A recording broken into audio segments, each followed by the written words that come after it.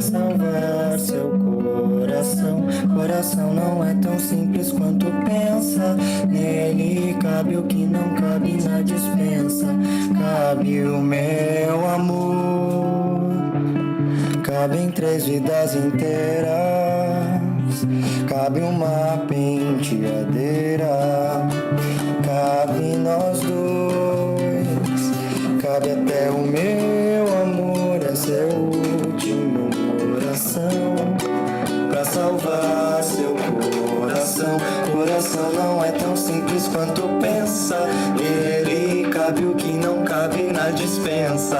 Cabe o meu amor, cabem 3 vidas inteiras, cabe uma penteadeira, cabe nós dois, cabe até o meu amor. Essa é a última oração pra salvar seu coração.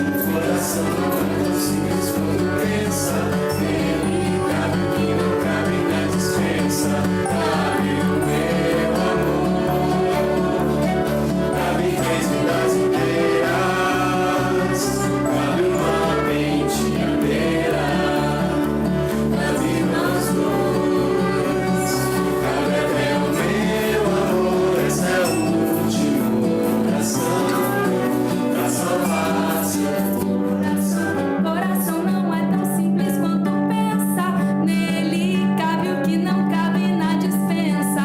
Cabe o meu amor, cabe 3 vidas inteiras, Cabe uma penteadeira, cabe nós dois, cabe até o meu amor. Essa é a última oração pra salvar seu coração. Coração não é tão simples quanto pensa.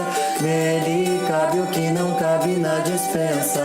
Cabe o meu amor, cabem 3 vidas inteiras, cabe uma penteadeira, cabe nós dois, cabe até o meu amor. Essa é a última oração pra salvar seu coração. Coração não é tão simples quanto pensa. Nele cabe o que não cabe na dispensa. Cabe o meu amor, cabe 3 vidas inteiras, cabe uma penteadeira, cabe nós dois, cabe até o meu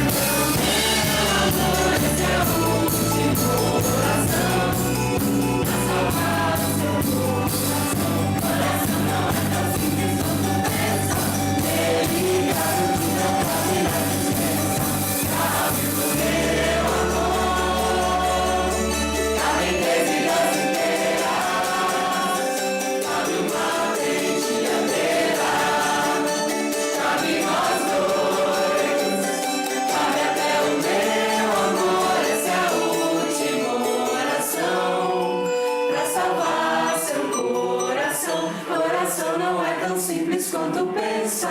Nele cabe o que não cabe na dispensa.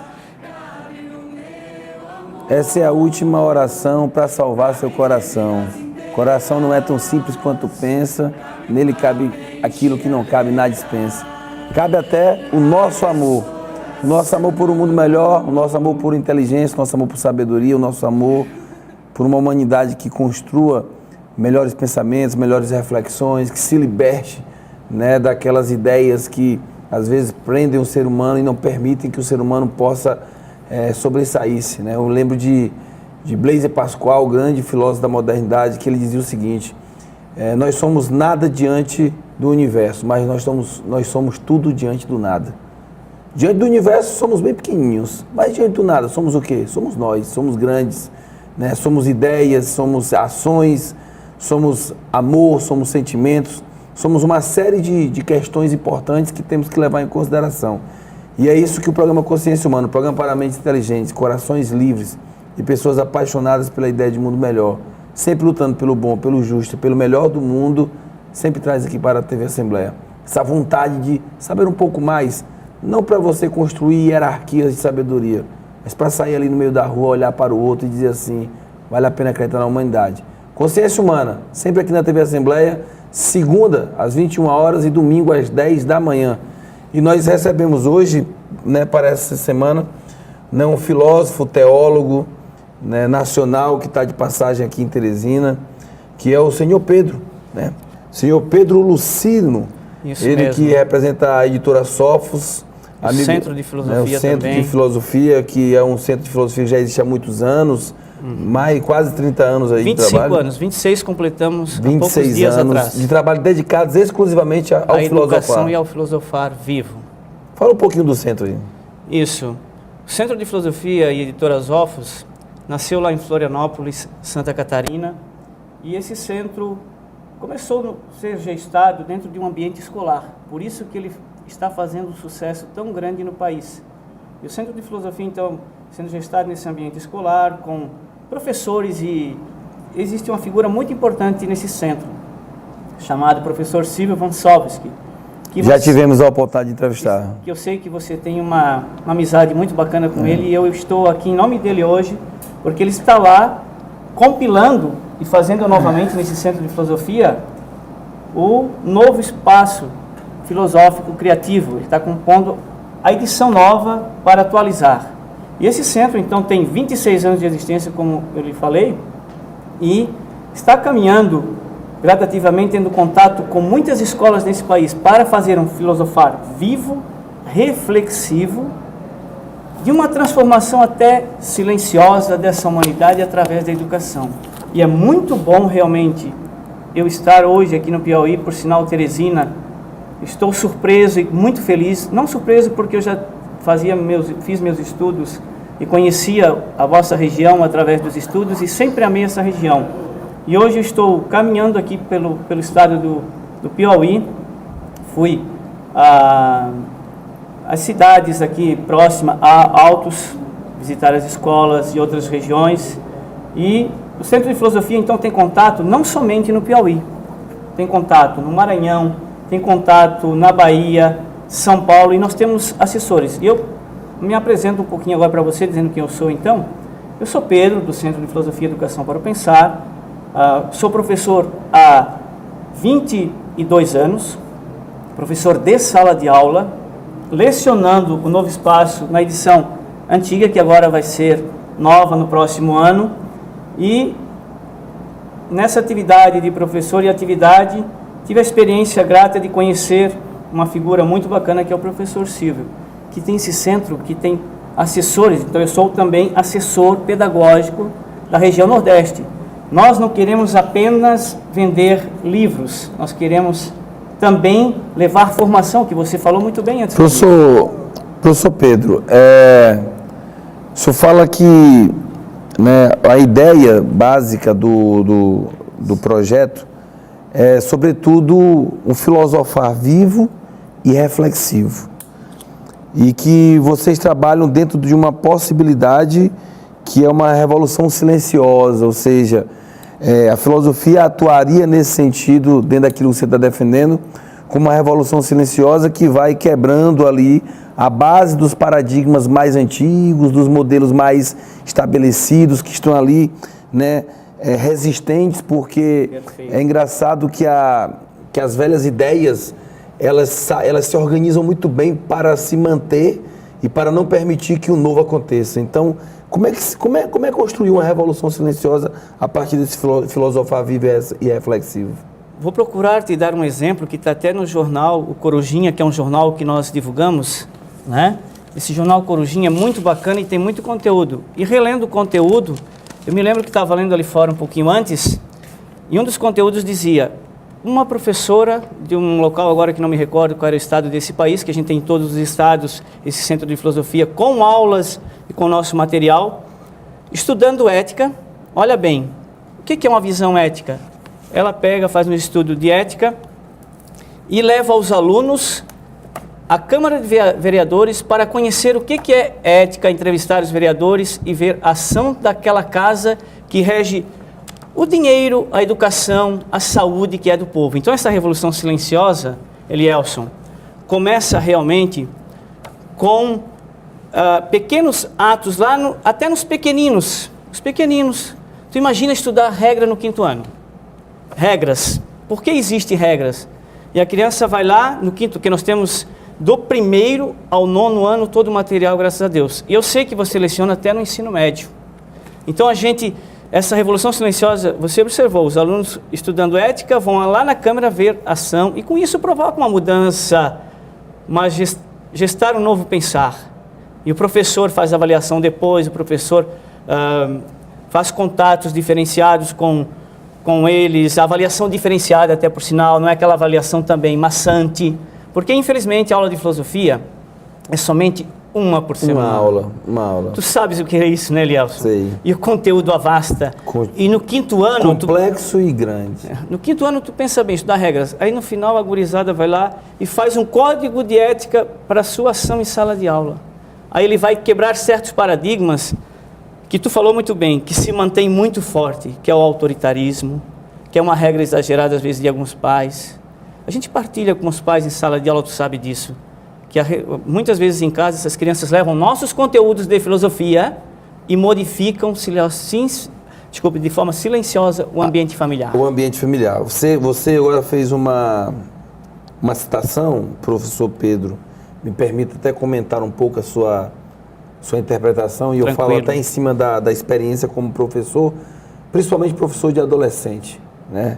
Um dia desse eu estava chegando numa das escolas que eu trabalho, e uma criança de mais ou menos 11, 12 anos, aluno de 6º ano, correu, isso era o intervalo, eu cheguei no intervalo, daria aula no horário seguinte, a criança correu, puxou assim pela camisa, pensei que ela ia me abraçar, porque eles costumam fazer isso, pensei que seria alguma coisa normal, ele olhou para mim e disse assim: professor, o senhor não falou que a gente pode questionar, que a gente pode falar, que a gente pode perguntar porquê das coisas? Eu disse: sim, isso é um direito seu, você é um cidadão livre, um cidadão que nasceu com a capacidade intrínseca de pensar e de construir operações mentais, né? E ele disse assim: professor, mas eu tentei fazer isso na minha casa e minha mãe não permitiu, não.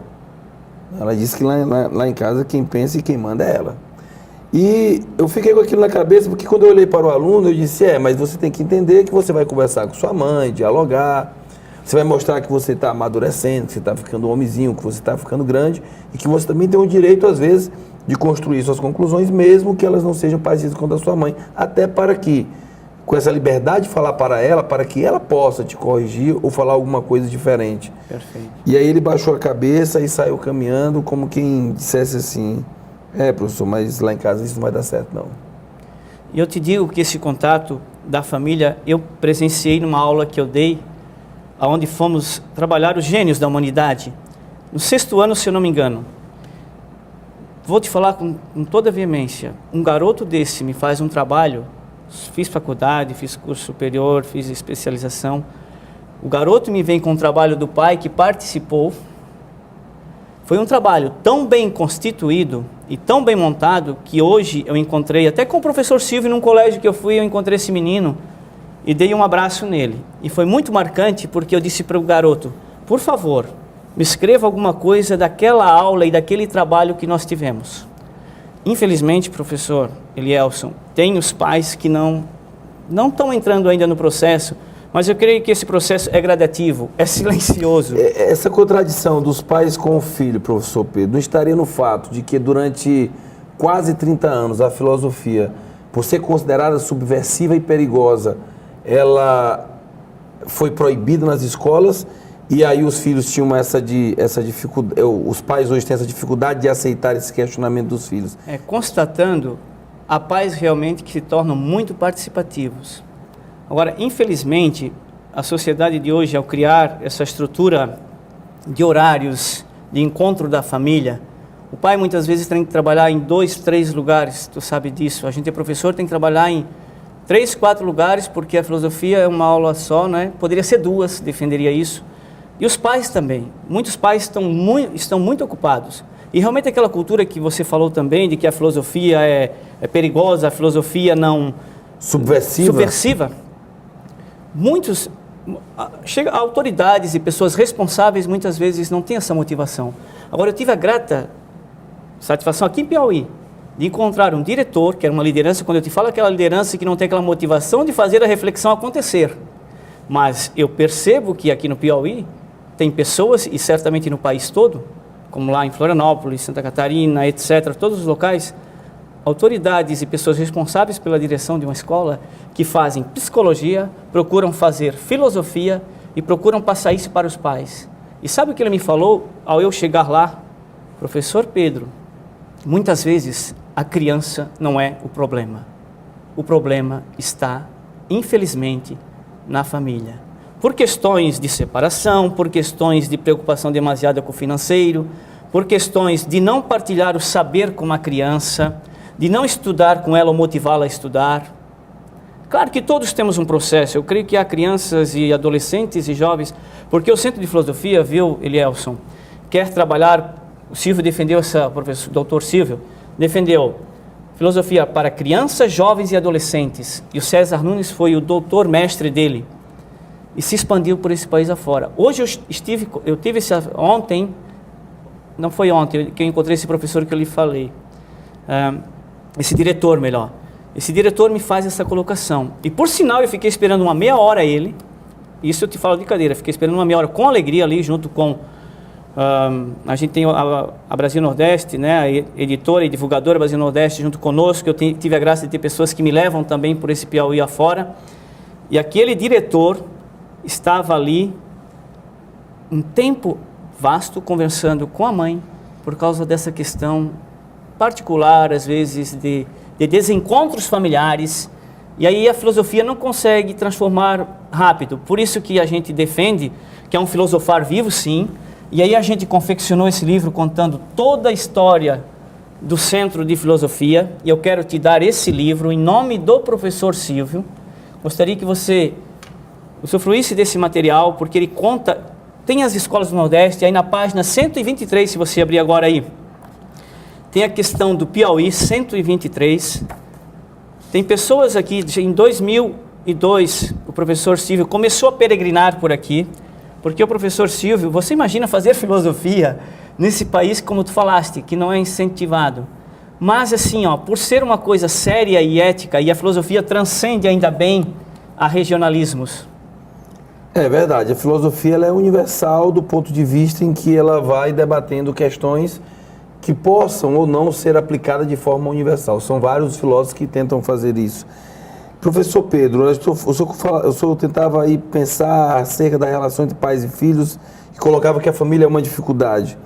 Mas imaginemos aí também as escolas como reflexo da sociedade, e você tem hoje uma estrutura em que a filosofia ocupa o espaço de uma aula semanal, o que é uma conquista, já temos que reconhecer isso, né? Ainda bem, viu, Ainda bem que temos essa aula de filosofia. Ainda bem, porque hoje não existiria nem um centro de filosofia. Temos algumas escolas que trabalham hoje basicamente do 6º ao 3º ano, ou seja, o aluno no mínimo ele tem 7 anos aí de filosofia. Mesmo assim, a convivência da filosofia com as outras disciplinas, com a matemática, com a ciência, ela ainda gera muitos conflitos, porque ela se torna uma disciplina que parece que ela não tem para os outros, né, aquela obrigação de ficar toda hora cobrando. A filosofia é uma construção de pensamento. Perfeito. Construção de pensamento, diferente de outras disciplinas onde os pensamentos estão construídos e o aluno vai aprender para poder reproduzir. No caso da filosofia, não. Ele tem pontos de referência a conceitos filosóficos tradicionais que vão ser estudados e têm que ser pensados, mas quer queira ou quer não, para este aluno do fundamental do ensino médio, a filosofia só terá sentido se você pegar um Kant, pegar um Descartes, pegar um Heidegger, pegar aí um Sartre, pegar um Nietzsche, mas trazer para uma realidade do indivíduo e não algo que esteja distante dele. Afinal de contas, você impacta a visão de mundo daquele aluno. Correto. E como é que o senhor vê as escolas? Já que o senhor está andando pelas escolas, nesse sentido de facilitar o trabalho da filosofia e não construir diferenças entre a filosofia e as outras disciplinas. Infelizmente, vamos ser sinceros, as ciências exatas são muito valorizadas pelo positivismo nesse país e no mundo. Mas convenhamos, a filosofia é a mãe de todas as ciências. A mãe de todas as ciências. Oxalá, eu e tu, Elielson, eu tenho 50 anos, sou um homem maduro nessa linha da educação, mas pretendo ainda peregrinar por esse Nordeste por muitos anos. E nas escolas, realmente, olha bem a nossa dificuldade com o Centro de Filosofia. A gente elabora um livro com um professor que dava aula, com um professor que fez com outros colegas professores desse livro, por isso que ele é muito bem aceito, o Novo Espaço Filosófico Criativo, que é uma coleção, Elielson, que vai do 1º ao 9º, e o ensino médio é este Eureka que nós já conversamos. Mas na escola, veja a dificuldade da interação devido ao valor e o supervalor de algumas ciências. Eu não estou dizendo que elas são inferiores ou superiores. Não é questão de comparação. Concordo contigo. Mas só para te dizer uma ideia, o professor de filosofia, diante desse quadro, tem dificuldade porque ele quer o livro de filosofia com as respostas prontas. Onde que está o livro do professor? Aí nós fizemos, e graças a Deus a gente tem um professor Silvio, que vem nas instituições, que vem nos estados, realizar e fazer planos e dar assessoria pedagógica para esses professores. Nessa caminhada aqui no Piauí, não só no Piauí, em outras regiões, eu não estou falando só daqui porque o vosso estado realmente está rico nessa concepção, porque nós temos 43 escolas adotando hoje. E eu sei com o Novo Espaço Filosófico, que é um livro muito rico e feito com muitas mãos, e com muitas mãos mesmo, vai se expandir mais. Agora, veja bem, eu tenho que dar um livro prontinho com resposta para o professor. Não existe isso, tu sabe isso, Léo? Não. Veja bem, professor, o senhor faz uma provocação importante dentro da sua fala, o senhor vai aqui fazendo com que eu tenha algumas reflexões. Ajudando Quando você fala do positivismo, professor, que realmente impera no Brasil na forma de trabalhar, porque aí você entra na questão do modelo de escola e o modelo de educação que se tem no país. Eu cito aqui, por exemplo, a Finlândia, que está entre os países que oferecem uma educação mais qualificada do mundo, né? E na Finlândia hoje, por exemplo, você, telespectador, você tem que entender como é que funciona a escola na Finlândia. No Brasil hoje, você leva o seu filho, ele tem lá naquele dia uma grade curricular, ele tem aula de ciência, aula de matemática, aula de inglês, aula de filosofia, no outro dia ele vai ter algumas outras dessas aulas, ou seja, todo dia ele tem aquele horário de estudo. E a Finlândia está abolindo, né, dentro do seu currículo, claro que é uma outra realidade muito diferente da nossa, mas serve como exemplo de reflexão. A Finlândia está abolindo a disciplina, ou seja, então o aluno quando entra na sala de aula, ele não estuda a disciplina de história, nem de matemática, ele estuda o assunto. Por exemplo, Segunda Guerra Mundial, ou seja, o professor de física pode falar dentro da Segunda Guerra Mundial, o professor de filosofia pode falar, o de história fala, o de geografia fala, pois entre os quatro vão falar sobre a Segunda Guerra Mundial, né? De repente vai ter 2, 3 aulas dedicadas à Segunda Guerra Mundial, mais com professores de todas as disciplinas, mostrando onde a física esteve na Segunda Guerra Mundial, onde a filosofia entrou, onde a história entrou, onde a geografia entrou, onde a matemática entrou. E aí o aluno ele tem já a integração dos conhecimentos. Nos Estados Unidos e em Cuba você tem o aluno, em vez do professor ir para a sala de aula do aluno, o aluno que vai ao encontro do professor na aula específica. Na aula específica, ou seja, o professor tem a sala dele. Perfeito. E você tem na Alemanha um ensino médio onde o aluno faz uma opção, quero fazer humanas. Ele tem todas aquelas disciplinas naturais. Mas quando ele faz humanas, ele tem mais aula de filosofia, mais aula de história, mais aula de geografia. Se ele faz exatas, tem mais aula de matemática, mais de física. Biologia, etc. Ou seja, dentro da área ele vai ter uma carga horária maior para a disciplina que ele escolheu, embora ele estude tudo. E aí nós temos um modelo ainda tradicional, positivista, e que tem uma dificuldade enorme para se abrir para questões do novo. Dentro de tudo isso, professor, o que eu posso esperar, né, desse entendimento, dessa reflexão de escola, e o que é que as OFOS, ou seja, o que é que o professor Pedro traz de diferente? Isso. Qual é a proposta que o professor Pedro traz? Nós trazemos de diferente é essa troca de ideias e principalmente a formação dos professores, reunir esses professores, fazer com que eles passem a ter uma concepção diferente, muitas vezes até, por exemplo, lá no Rio Grande do Sul, em Passo Fundo, a rede Notre Dame, eu e o professor Silvio e outro colega Luciano, ele é assessor da região sul, e eu fui lá até para assessorar também, devido à convivência que a gente tem lá de parceria na Editora OFOS. Reunimos todos os professores de todas as disciplinas numa manhã, e o professor Silvio foi lá dar assessoria. E isso pode ser feito aqui no Nordeste, seja Maranhão, que nós trabalhamos, não vou citar porque o Piauí também, já veio, o professor Silvio veio aqui, reuniu ano passado 40 professores, que eu creio que mais da área de filosofia.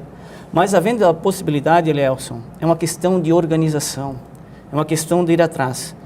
E o mais, ontem ainda conversava com alguns professores, que nós temos formação a mais e diferenciada, Elielson. O nosso curso EAD à distância, gratuito 100%, e nós entregamos esse livro porque nós temos o know-how da questão da educação em Santa Catarina, da Secretaria Estadual de Educação, me fugiu o termo, né? A gente entregamos o livro para todos, temos o diploma, 80 horas de formação. As pessoas que dão a formação no Centro de Filosofia são aqueles que escreveram os livros, Dona Neuza, professor Alberto e Cíntia, esse ano foram os tutores. Olha bem, 80 horas e modéstia à parte, Elielson, ou tu estuda e tu não passa não é esse curso, modéstia à parte, EAD mais ou menos. É um curso muito exigente. A tutora que o que eu fiz com a Dona Neuza, pensa na leitura que eu tinha que fazer para... Eu, professor de 22 anos, não estou assustando os professores da rede do vosso estado ou desse país, que talvez vão ver nosso diálogo. Posso falar assim, quase o nosso café aqui. Mas eu sei que, havendo empenho, dá para fazer tranquilo. E a nossa carga horária é muito intensa, né, Elielson?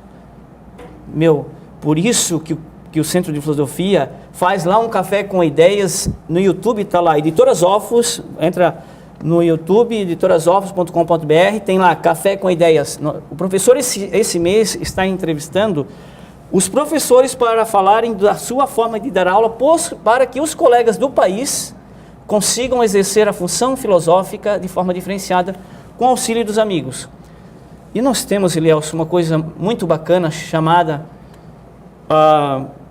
o Troféu Amigos da Filosofia, que eu creio que depois a gente poderia dialogar bastante sobre esse projeto que nós temos também. No próximo bloco nós conversamos, professor, sobre o Troféu Amigos da Filosofia, que inclusive já foi tema de um programa todo aqui com o professor Silvio Wonsowski. Nós vamos para um rápido intervalo, estamos recebendo o professor Pedro, ele que é filósofo e teólogo, né, e que está vindo de Florianópolis visitar a Teresina, trabalhar com algumas escolas acerca da filosofia, principalmente com os professores que trabalham com o livro das OFOS. Veja bem, a filosofia passou quase 30 anos proibida no Brasil. Ela passa a ser tolerada, permitida a partir de 1988, com a nova Constituição, mas só nos últimos anos, né, a partir de 2002 para cá, é que a filosofia de fato passa a ser absorvida pelas escolas como uma disciplina importante. E antigamente muita gente trabalhava a filosofia apenas como se fosse uma reflexão sobre coisas banais, e não é. A filosofia tem toda uma história que tem elementos muito contraditórios. Você pega lá os pré-socráticos, né, com os primeiros filósofos que vão olhar para a natureza, tentar elaborar suas teses. Você pega o período clássico aí com Sócrates, Platão, Aristóteles, com os sofistas. Você pega o helenismo com teorias como o epicurismo, o estoicismo, o cinismo, o pirronismo. Você pega a Idade Média com dois grandes pensadores, que são Santo Agostinho e São Tomás de Aquino. Você pega a Idade Moderna, que é uma idade, né, que foi frutificar muito a filosofia, né, a questão da racionalidade, que vai chegar com muita força. E você vem para a contemporaneidade, que traz aí filósofos que vão questionar a própria racionalidade exacerbada, vão questionar a questão da fé como uma doutrina que vai tomar de conta de tudo. Ou seja, são filósofos que vão fazer um novo questionamento. Vai surgir a fenomenologia, o existencialismo, a filosofia da linguagem. Ou seja, É muita coisa que tem para se estudar em filosofia. Então não é tão simples assim. Não é uma disciplina tão fácil. Existem conceitos que são altamente trabalhados, que precisam ser bem pensados, mas também não é só repassar um conteúdo, não. A filosofia é algo vivo, é o que ocorre dentro da cabeça do ser humano, onde ele vai aprendendo e vai pensando e vai construindo isso cada vez mais. Professor Pedro, eu quero retomar aqui o fato de que a filosofia, ela nasce na polis. Né? A polis é o espaço grego público propício para o debate. Existem espaços hoje que, no Brasil, para que a polis, ou seja, o cidadão comum, né, o próprio conceito de cidadania que nasce com os gregos, o cidadão possa atuar nessa polis, ou nós, em pleno século XXI, numa sociedade contemporânea, temos muito mais dificuldade de se expressar e de construir ideias. Como é que o senhor analisa tudo isso? Eu creio que existem espaços muito ricos de debates hoje nesse país. Está se caminhando para uma educação diferenciada, sim, tu sabe disso, Elielson. Quando a gente entra numa sala e parte para um tema, por exemplo, drogas, o cuidado com a vida, o cuidado com a dimensão dos valores, quais são os principais valores de uma sociedade.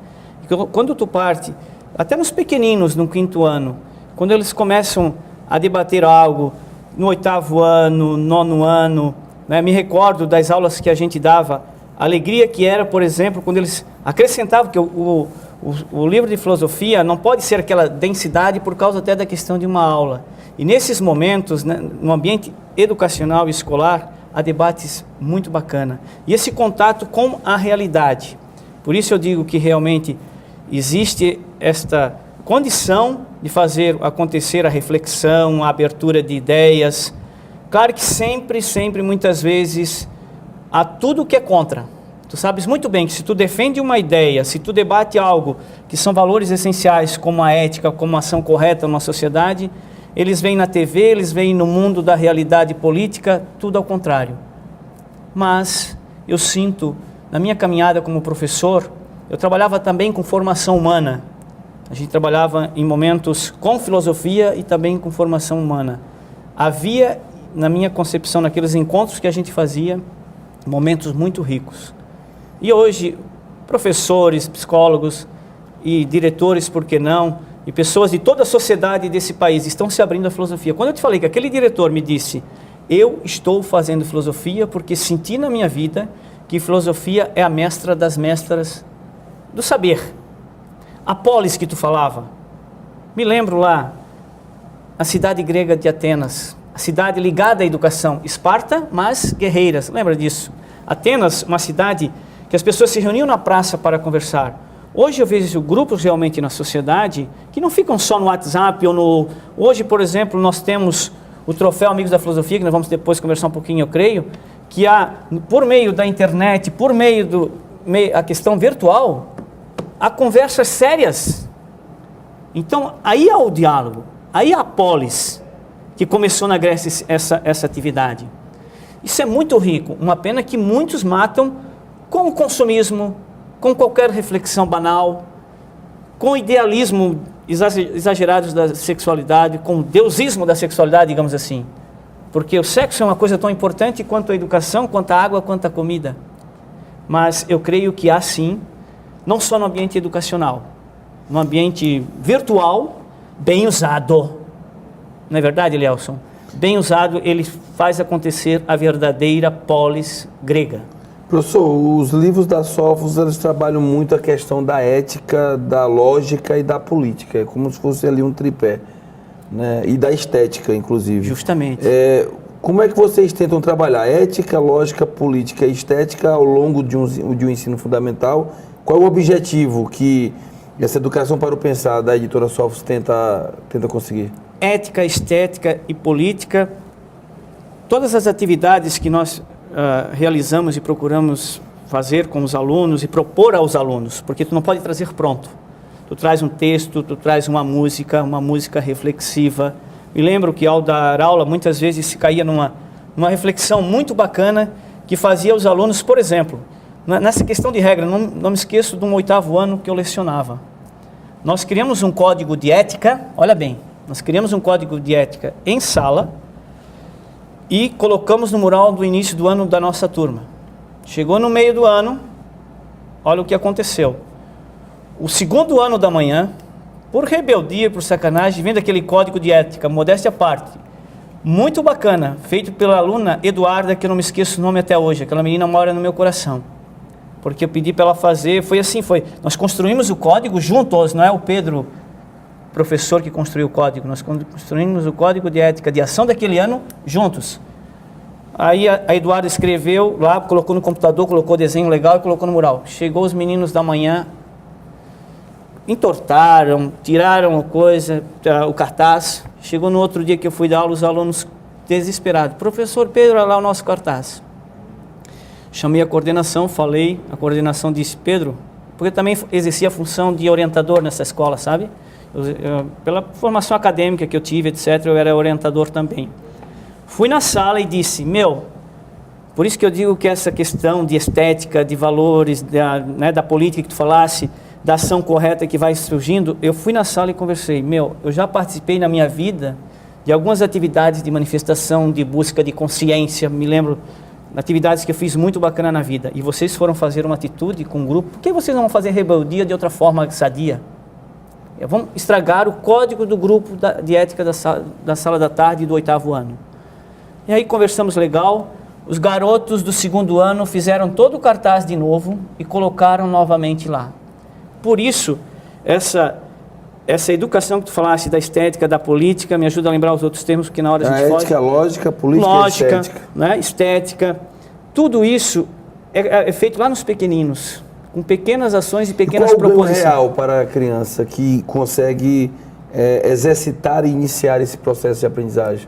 Eu creio que ela muda a sua própria existência, porque um ser que passa a ter a visão do que é correto, e passa a ter a noção do que é errado, e passa a refletir e assimilar, ele faz mudança consigo mesmo, com seu ambiente familiar e com o macro da sociedade. Por isso que o nosso... Assimilação e reflexão. Justamente. E aí o seguinte, surgindo aí uma comunidade investigativa de mudança, por exemplo, a comunidade de aprendizagem investigativa, da política, da estética, de tudo que tu podes pensar, porque filosofia, né, Elielso, tem essa abertura. Então veja bem, o Centro de Filosofia quer criar essa comunidade de aprendizagem investigativa que vai ter uma visão política diferente. Estética do belo, olha bem, contemplar o belo.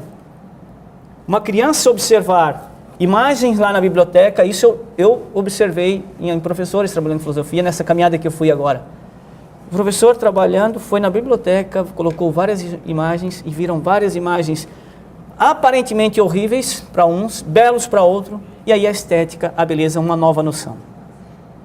Professor, lembro de uma frase agora do Epicuro, que ela dizia mais ou menos o seguinte, enquadra aqui, Cadu, que é para poder chegar bem perto do telespectador com relação à filosofia. E ele dizia o seguinte, que o jovem não espere para filosofar e o velho de filosofar não se canse. Porque quem diz não ter chegado a hora de filosofar, ou já ter ela passado, fala como quem diz não ter chegado ou já ter passado a hora de ser feliz. Filosofia e felicidade estariam relacionadas uma com a outra, porque a felicidade é principalmente aquilo que o Sócrates colocava do conhece a ti mesmo. Perfeito. Como é que eu posso me conhecer, como é que eu posso entender a mim mesmo, que busca nós exercitamos dentro de cada um de nós. E nós temos uma sociedade que nós temos que admitir que por conta das pressões do mercado, da indústria cultural, afastam não só o jovem, mas qualquer idade, da ideia de que você precisa ter a reflexão. E aí não importa, seja se a reflexão é a reflexão que você vai buscar na igreja, com o padre, dentro de uma conversa, né? Se é uma reflexão que você vai buscar dentro de uma escola, dentro de uma comunidade, quando você fala de comunidade investigativa. Essencial. Né? O Platão já dizia, sem investigação, sem investigar a sua própria existência, não tem razão nenhuma de nós estarmos aqui. Então, a filosofia e a felicidade estariam sim numa caminhada, né, em busca. Eu até brinco às vezes que digo assim, Algumas escolas, as coordenações, as direções dizem assim, esse aluno teve aula de filosofia e teve uma certa rebeldia. Filosofia causa rebeldia. Causa de fato. mudanças. Causa Mudanças para o melhor que às vezes não são bem entendidas, né? Olha, Elielson, é uma alegria imensa realmente estar aqui contigo. Eu, nesses 22 anos, fiz caminhadas na área até política, na área educacional, sim. Hoje estou nesse Nordeste divulgando esse centro de filosofia. Diria para ti que, eu diria aquela frase de Martin Luther King, que eu amo muito porque alguns pensadores, a gente se torna uma pessoa especial na nossa vida, tu sabes disso. Eu prefiro na chuva caminhar que em dias tristes me esconder. Eu prefiro ser feliz, embora ser considerado louco por alguns, do que na conformidade viver. É por isso que certamente talvez hoje eu estou no Nordeste, porque eu amo muito essa região, sou um filósofo apaixonado pela educação, tive a graça e a grata satisfação de conhecer o professor Silvio, que tu conhecesse. Este homem, num momento muito bacana, me encontrou e a gente hoje está fazendo esse trabalho junto. Espero, Elielson, que a gente possa fazer realmente essa valorização da filosofia em todo o Piauí, com a sua contribuição, sim. Esse programa aqui é um programa muito bacana e gostaria que tivesse um encontro com os professores de outras áreas. Talvez o início de filosofia, sim, talvez só com os professores de filosofia, que tu sabes que não é fácil, mas eu creio que há momentos que a gente tem que ampliar esses horizontes. Precisamos ampliar horizontes, precisamos fazer com que a filosofia, né, não só a filosofia, né, quando eu falo da filosofia, porque a gente está mais intimamente relacionado a ela, mas nós precisamos ter mesmo uma sociedade que a gente venha pensar melhor, ler mais, a gente precisa ler mais, a gente precisa estudar com mais dedicação. O pai precisa entender que quando você manda o filho para a escola, você não manda o filho para tirar a simples nota, para passar de ano, para passar no vestibular, você manda o filho para se educar. Você manda o filho para que ele se torne um grande homem. Nem todo mundo nasceu para ser médico, nem todo mundo nasceu para ser engenheiro, nem todo mundo nasceu para ser advogado. Algumas pessoas nasceram para ser professores, outros para serem motoristas, outros cinegrafistas. Mas, independente da função, todo mundo pode pensar. Todo mundo pode ter uma reflexão um pouco mais fundamentada, até para que no convívio da sociedade as decisões sejam melhor tomadas, né? O conhecimento, ele não é patrimônio de uma casta de intelectuais que, eu sou o dono do conhecimento. Não, o conhecimento é para qualquer pessoa, qualquer ser humano, né? Cada um vai ter a sua capacidade e a sua profundidade. É evidente que para alguns, como nós que somos professores, portadores aqui de uma mensagem, nós precisamos investigar um pouco mais para levar a você provocações importantes e interessantes.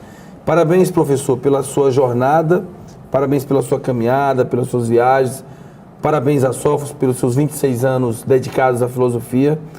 Eu desejo a você, ao professor Silvio von Sofix, muita sorte na vida, muita saúde e que vocês continuem na caminhada de colaboração para um filosofar cada vez mais vivo na sociedade brasileira. Eu quero que a gente possa daqui a 25 anos se encontrar e eu entregar um livro novamente para você. Isso vai acontecer, Elielson, porque eu sinto que há uma sede muito grande por uma educação diferenciada. E os livros do Centro de Filosofia, Educação para o Pensar e Editora Sofos, com a Brasil Nordeste aqui dando uma força muito grande, está se semeando e gestando uma educação reflexiva diferenciada. Então é uma oportunidade muito boa estar aqui. Gostaria de dizer que passei a amar mais ainda Teresina e todo o Piauí. Estar lá em Parnaíba, né? É isso? Parnaíba, isso. Parnaíba. Veja bem, não é fácil gravar o nome de tudo porque eu cheguei dia 7 aqui, estou até hoje caminhando, viajando com esses colegas, com essa dimensão forte de ir ao encontro das escolas. Eu te digo mais, muitas escolas pequenas se tornam muito mais sensíveis à filosofia do que às vezes algumas escolas outras, mas essas escolas outras também têm condições de ter uma filosofia viva acontecendo.